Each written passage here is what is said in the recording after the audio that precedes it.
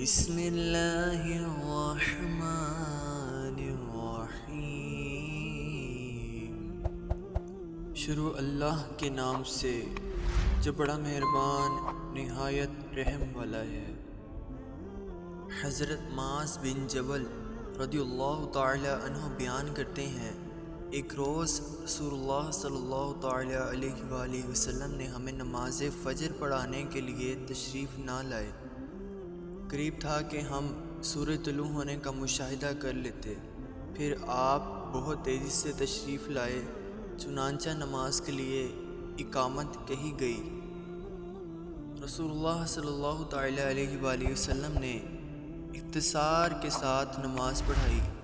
بس جب آپ صلی اللہ تعالی علیہ وآلہ وسلم نے سلام پھیرا تو بآواز بلند فرمایا، اپنی جگہوں پر ایسے ہی بیٹھے رہو۔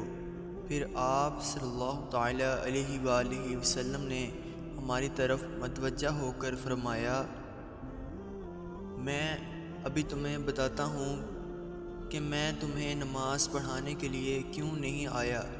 میں رات کو بیدار ہوا، وضو کیا اور جس قدر مقدر میں تھا میں نے نماز پڑھی۔ مجھے نماز میں اونگ آنے لگی، حتیٰ کہ وہ مجھ پر غالب آ گئی۔ تب میں نے اپنے رب تبارک و تعالیٰ کو بہترین صورت میں دیکھا، چنانچہ اس نے فرمایا، محمد۔ میں نے عرض کیا، میرے رب حاضر ہوں۔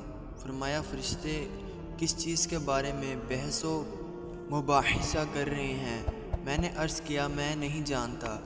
اللہ تعالیٰ نے 3 مرتبہ ایسے فرمایا۔ آپ صلی اللہ تعالی علیہ وآلہ وسلم نے فرمایا، میں نے اسے دیکھا کہ اس نے اپنے ہاتھ میرے کندھوں کے درمیان رکھا، حتیٰ کہ میں نے اس کی انگلیوں کے پوروں کی ٹھنڈک اپنے قلب و صدر میں محسوس کی، اور میرے سامنے ہر چیز واضح ہو گئی اور میں نے پہچان لی۔ پھر رب تعالیٰ نے فرمایا، محمد۔ میں نے عرض کیا، میرے رب میں حاضر ہوں۔ فرمایا، مقرب و فرشتے کس چیز کے بارے میں بحث و مباحثہ کر رہے ہیں؟ میں نے عرض کیا، گناہ مٹا دینے والے اعمال کے بارے میں۔ فرمایا، وہ کیا ہیں؟ میں نے عرض کیا، با جماعت نماز پڑھنے کے لیے چل کر جانا، نماز کے بعد مساجد میں بیٹھے رہنا، ناگواری کے باوجود اچھی طرح وضو کرنا۔ فرمایا، پھر وہ کس چیز کے بارے میں بحث کر رہے ہیں؟ میں نے عرض کیا، درجات کے بارے میں۔ فرمایا، وہ کیا ہیں؟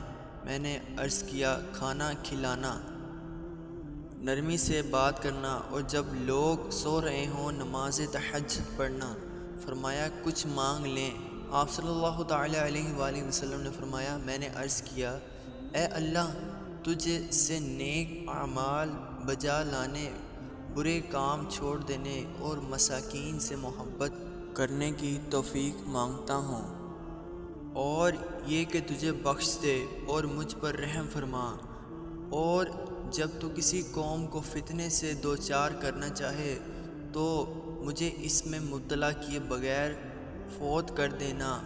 میں تجھ سے تیری محبت، تجھ سے محبت کرنے والوں کی محبت اور ایسے عمل کی محبت کا سوال کرتا ہوں جو مجھے تیری محبت کے قریب کر دے۔